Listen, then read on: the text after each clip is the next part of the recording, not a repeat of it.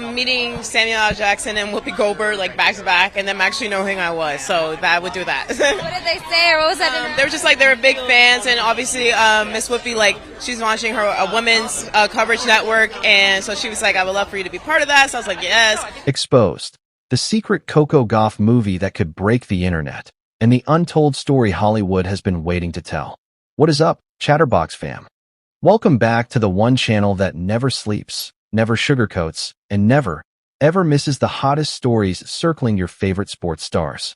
Pull up a chair, lock in, because today we are going absolutely deep on a topic that has been setting social media on fire for weeks now. We are talking about a rumor so juicy, so perfectly timed, and so undeniably exciting that once you hear it, you are not going to be able to stop thinking about it. Today, Chatterbox is asking the question that tennis Twitter, sports Reddit, and Hollywood gossip circles are all quietly whispering. Is a Coco Gauff movie about to break the entire internet? Yes, you heard that right. We are talking about a full-on cinematic project centered on the life and times of Coronate's Coco Gauff, two-time Grand Slam champion, 21-year-old phenom, entirely different level. We are talking about a story so layered, so dramatic, and so emotionally loaded that one of the most respected voices in tennis has already predicted it was coming. We are talking about a narrative so compelling that Hollywood would be genuinely insane to ignore it. And we are talking about a young woman who, as of this very week, is still in the middle of writing that story in real time. Let's start from the beginning, because you cannot understand why a Coco Gauff film would be so monumental without first understanding where she is right now and how she got there. As of April 2026, Coco is over in Stuttgart, Germany, competing at the Porsche Tennis Grand Prix. She entered as the second seed and received a bye directly into the round of 16, where she is set to face Ludmila Samsonova on center court. Now, Stuttgart has historically been a bit of a thorn in Coco's side. It is genuinely one of the few events on the WTA calendar where she has never managed to string together back-to-back victories. For years of trying, for years of hitting the quarterfinal ceiling and watching it come crashing down on her. It is a minor subplot in her larger career story, but for a woman who has already won 2 Grand Slams, it says everything about her relentless pursuit of mastery that she keeps showing up to a tournament that does not love her back. She could easily skip Stuttgart, fly straight to Madrid and Rome, and coast into Roland Garros. But Coco Gauff does not coast. She shows up. She fights. She keeps coming back. And that is the very essence of why the movie Chatter is so incredibly compelling right now. Because the story of Coco Gauff is not one of smooth, linear, effortless greatness. It is a story of fire, resilience, self-doubt, public failure, private reinvention, and ultimately, triumphant redemption. It is a story that was built in full public view, which makes it both more exposed and more extraordinary than almost any other athlete's journey in recent memory. I think I have to believe that, I belong where I am. I think sometimes I can get imposter syndrome, and, even when they're saying my accomplishments when I walk or during the warm up, it doesn't feel like me. And I'm like, oh, I actually do have a good career. So where did the movie talk actually start? Well, cast your minds back to the summer of 2025. It was the U.S. Open in Flushing Meadows, New York, the most pressure-filled Grand Slam in the sport. But Coco survived. She clawed through. And watching it happen, one of the greatest tennis minds in the sport said something that stuck. Jim Courier, former world number 1 and one of the game's most respected analysts, looked directly into the camera and made a declaration that the entire tennis world immediately started sharing. He said, and pay close attention to this, that with what Coco was doing, with the resilience she was displaying, there was going to be a movie made about her life. Not might be, not could be, was going to be. He invoked King Richard, the critically acclaimed Will Smith film about the Williams sisters' father and the revolutionary path he charted for Venus and Serena. He said Coco's story was remarkable, called her inspirational for all of us, and described the public emotional theater of watching her fight through her struggles as something that would absolutely become a pivotal chapter in her cinematic narrative. Now that is not a random fan theory. That is a tennis legend, watching a 21-year-old in real time and saying the words that millions of people were already quietly thinking. And then the wicked thing happened, and suddenly everything clicked into a different gear entirely. In October of 2025, Coco Gauff appeared in a visually stunning, cinematically gorgeous advertisement for the Wicked, for Good movie sequel. This was not your average athlete endorses product commercial. This was a genuine artistic statement. Dressed in pink and green, Coco stood on a tennis court as the white lines transformed beneath her feet into a shimmering golden brick road. Headlines, both the glowing tributes and the cruel, dismissive ones, swirled around her like a storm. And in the center of it all, Coco stood tall, looked straight down the lens, and narrated a message about everyone who saw her spark and showed her she was unlimited. The moment was a crystal-clear visual metaphor for her entire journey.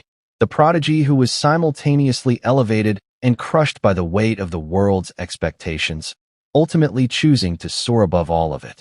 The internet absolutely lost its mind. Fans called it unexpected and iconic. Film critics noted her on-camera presence.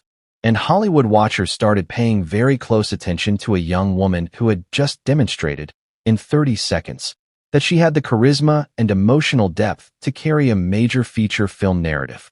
The collaboration with director John M.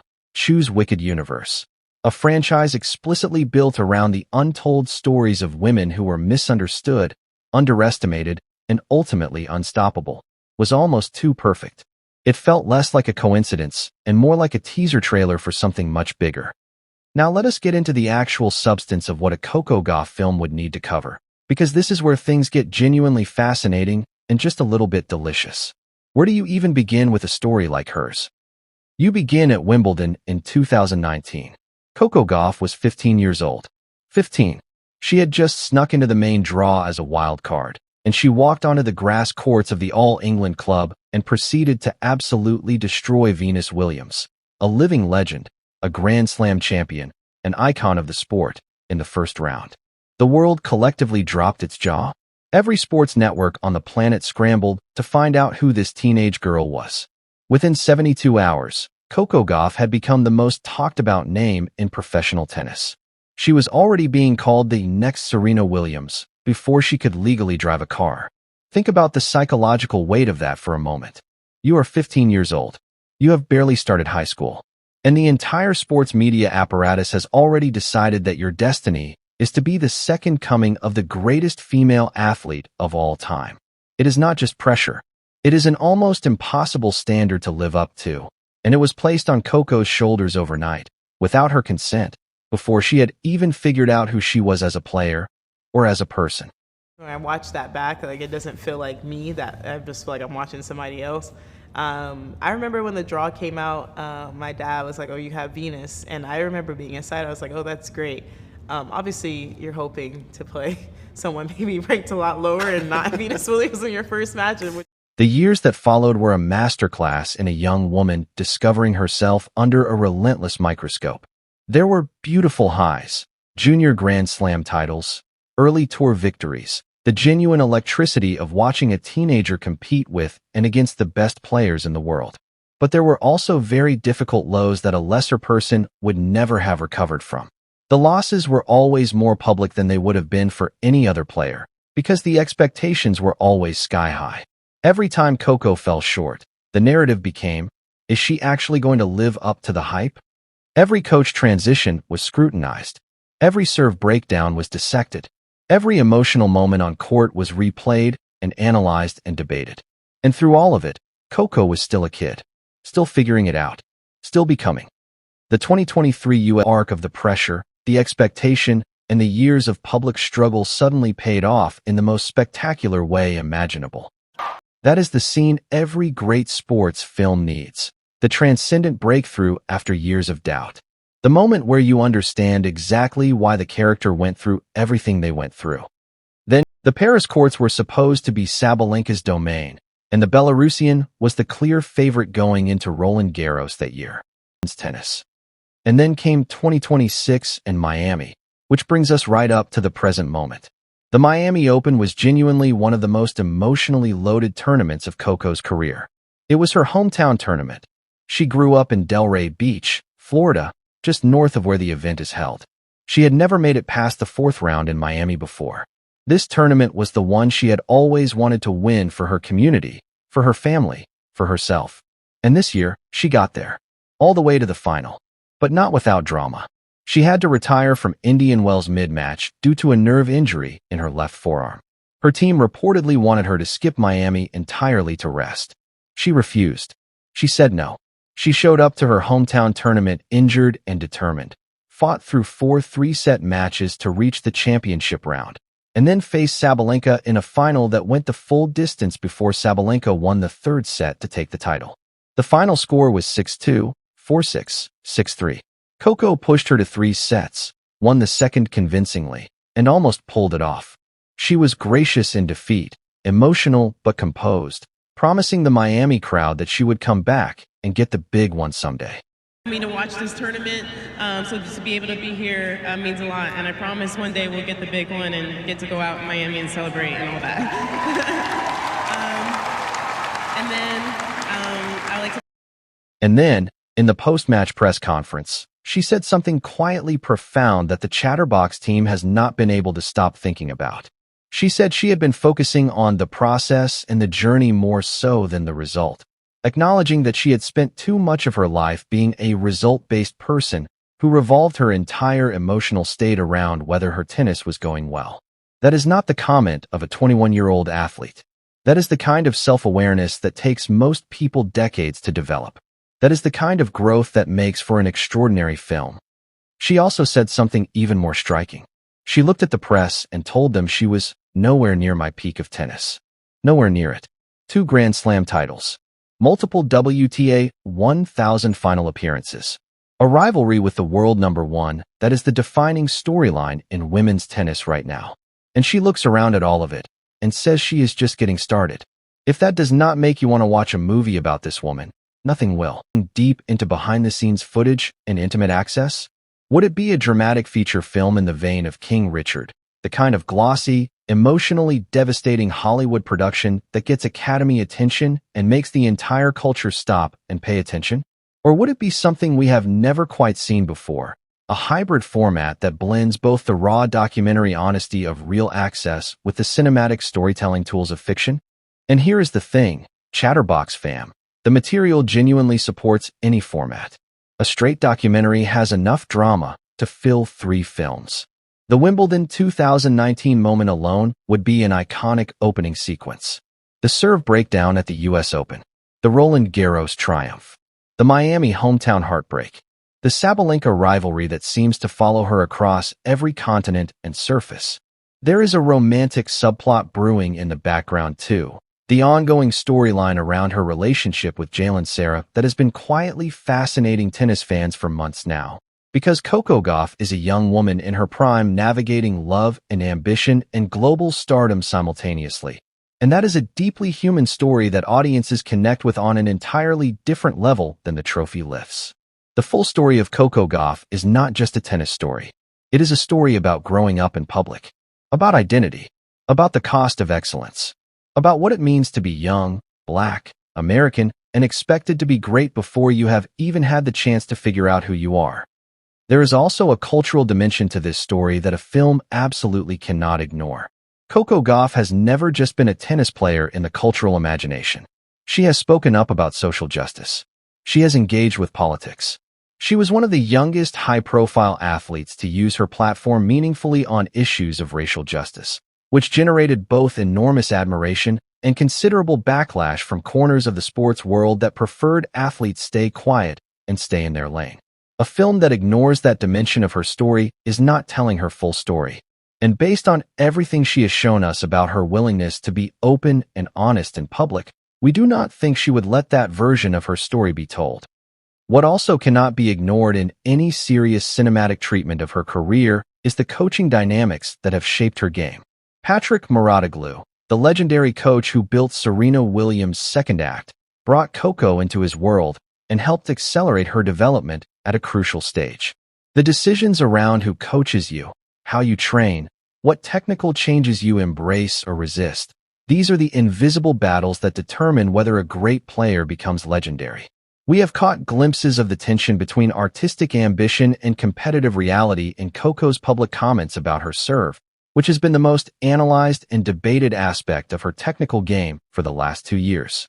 A film that digs into the private coaching room conversations, the disagreements, the moments of doubt and reinvention, would give tennis fans something they have never had access to before. And then there is the Sabalenka rivalry, which deserves its own chapter in whatever form this film takes. The head-to-head between these two women is one of the most compelling matchup stories in modern sports. They have now faced each other 14 times. The record sits respects and fears Coco, famously saying that she has to be aggressive going for her shots because she pushes you into the long rallies, and that's what makes her more difficult. There is a mutual respect between them that coexists with fierce competitive fire, and the camera has caught both of them at their most raw and emotional in the heat of their battles. A sports film that captures the full psychological complexity of what it means to keep facing the same opponent across years and continents and surfaces, someone who knows everything about your game, who has beaten you and been beaten by you, who exists in your professional life as simultaneously your greatest test and your most reliable mirror. That is cinema. Right now, as we are recording this, the Stuttgart matchup with Samsonova is still ahead of Coco, scheduled for center court today. She has never gone beyond the quarterfinals at this event, and the draw sets up potentially for a run deep into the week. Beyond Stuttgart, the clay season builds toward Madrid and Rome before the big one, Roland Garros in late May, where she will attempt to defend the title she won last year. Defending a Grand Slam is one of the most psychologically complex challenges in sport. You arrive at the venue not as a hungry challenger, but as the champion, with a giant target on your back and the knowledge that everyone in the draw is specifically preparing for you. She publicly said she is choosing not to stress over defending her ranking points, focusing instead on long-term development and the process. Whether that Zen-like approach holds up in Paris, under the pressure of defending soil at the French Open, is going to be one of the most fascinating storylines in tennis this summer. And all of it, every match, every press conference quote, every emotional moment, every come-from-behind victory and heartbreaking defeat, is adding pages to the script of a film that practically writes itself. Jim Courier saw it coming. The Wicked ad proved she had the screen presence. And the sheer, breathtaking volume and quality of the storytelling material available makes a Coco Gauff cinematic project not just possible, but inevitable. The question is not whether this film gets made. At this point, it is almost impossible to imagine a world in which it does not. The question is when. The question is how. And the question that has the Chatterbox comment section absolutely buzzing is, what is the chapter, the turning point, the raw hidden truth that the film will bring into the light that we have never truly seen before? What is the moment that even the most devoted Coco fans do not know about? What happened behind closed doors after that Indian Wells retirement? What was said in the locker room after the Miami final? What does it actually feel like, at 21 years old, to look around at the life you have built and say quietly to yourself, I am still nowhere near my peak? That is the film, right there. That sentence alone is the whole movie. So Chatterbox fam, we need to hear from you right now. Drop your theories in the comments. Who do you think should direct it? Who should play Coco? Documentary or Hollywood feature? And what is the one moment in her career that you are most desperate to see on the big screen? Let us get the most epic discussion going in the comments section below, because this community always comes through with the hottest takes, and we genuinely cannot wait to read every single one. If this video got your brain buzzing and your fingers flying to the comments, you know exactly what comes next. Smash that like button right now. It costs you absolutely nothing, and it helps this channel grow every single time you do it. Hit that subscribe button so you never, ever miss when we drop the next Chatterbox exclusive. And ring that notification bell, because when this story develops, and it will develop, we'll be the first ones here to break it down for you in full. We are Chatterbox. We do not do boring. And neither does Coco Gauff. Stay loud, stay curious, and we will see you in the next one.